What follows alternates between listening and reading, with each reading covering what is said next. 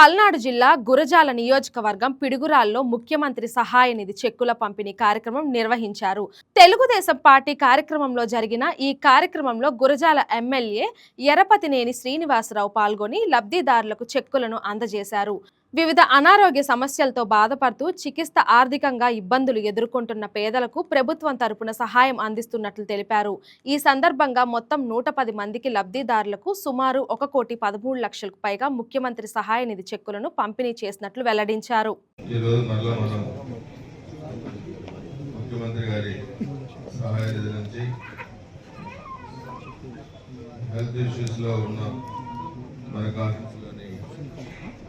దాదాపు 110 మంది ఈరోజు శాంక్షన్ అయిన అమౌంట్ 1,13,96,502 రూపాయలు మొత్తం కూడా ఈరోజు మనం చెల్లిస్తాం. మనం కరెక్ట్గా ఒక నెల క్రితం 7/2 ఆ రోజు మనం 68 మందికి 55,20,435 రూపాయలు మనం ఇచ్చాం. అంటే దాదాపుగా ఒక నెలలోనే మరలా డబుల్ అమౌంట్ మరలా మనం ఇప్పుడు 1,13,96,96,000 మనం ఇస్తా ఉన్నాం.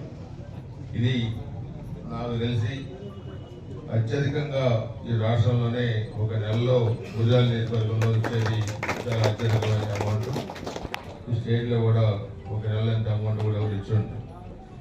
దాదాపు మొత్తం 723 మందికి ఇప్పుడు దాకా ఇచ్చాం. 7,01,42,109 రూపాయలు. ఇది మనం ఇప్పుడు దాకా ఇచ్చిన అమౌంట్. దీంట్లో ఈరోజు మనం మన నర్రా సైదయ్య గారు, మన పుల్లయ్య సీనియర్ నాయకుడు వాళ్ళ బ్రదర్ ఆరోగ్య సమస్య కూడా ఉంది. మన ముఖ్యమంత్రి గారు కూడా మనం నేనే పర్సనల్గా ఇచ్చాను. దాంట్లో మనం ఇచ్చిన దాంట్లో 15 లక్షల రూపాయలు సైదయ్య గారు కూడా శాంక్షన్ చేస్తున్నారు. అంతకుముందు 3,50,000 అంతకుముందు కూడా వచ్చేస్తే సైదయ్య గారికి మొత్తం 18,50,000 రూపాయలు కూడా కూడా మనకు రావడం జరిగింది. ఇది పెద్ద అమౌంట్ మన నియోజకవర్గంలో. ఈరోజు వచ్చిన దాంట్లో కూడా వైసీపీ వాళ్ళు చాలా మంది ఉన్నారు. మనం ఎక్కడ పార్టీలకు అతీతంగా మనం పార్టీలు చూడకుండా మనం ఇస్తా ఉన్నాం. గత ప్రభుత్వంలో చూస్తే వాళ్ళు పెరాలసిస్ వచ్చినా, ఆరోగ్యం బాగాలేకపోయినా తెలుగుదేశం అంటే రేషన్ కార్డులు తీసేశారు, పెన్షన్లు తీసేశారు, కనికరం లేకుండా చేశారు. మనం అలా చేయట్లేదు. మనం ఎన్నికల ముందు కూడా చెప్పాం, పేదవాళ్ళు పేదవాళ్ళే, పార్టీతో సంబంధం లేదు, ఎన్నికల వరకు రాజకీయాలని చెప్పాం. ఇప్పుడు అదే మనం అమలు చేస్తా ఉన్నాం. భవిష్యత్తులో కూడా అదే అమలు చేస్తా ఉన్నాం. ఖచ్చితంగా పేదవాళ్ళను ఆదుకోవడంలో ఎన్డీఏ ప్రభుత్వం ముందుంటుంది. గురజాల నియోజకవర్గంలో కావాల్సిన అభివృద్ధి కార్యక్రమాలు, సంక్షేమ కార్యక్రమాలతో పాటుగా ఇది చాలా అవసరం. మనిషికి ఆరోగ్యం చాలా అవసరం. ఆరోగ్యం లేని మనిషి చాలా ఇబ్బందులు పడతాడు. సో పేద ప్రజానికి చాలా ఎక్కువ మంది ఉన్నారు మన నియోజకవర్గంలో.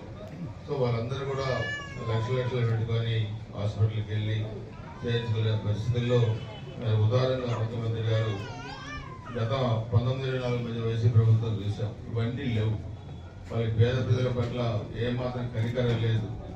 ఇవన్నీ కూడా మనం ఆలోచిస్తే ఈ ప్రభుత్వంలో మరి చాలా పెద్ద ఎత్తున, అంటే మరి దాదాపు నెలకి 50-60 కోట్లు ఇది ఖర్చు పెడతా ఉంది.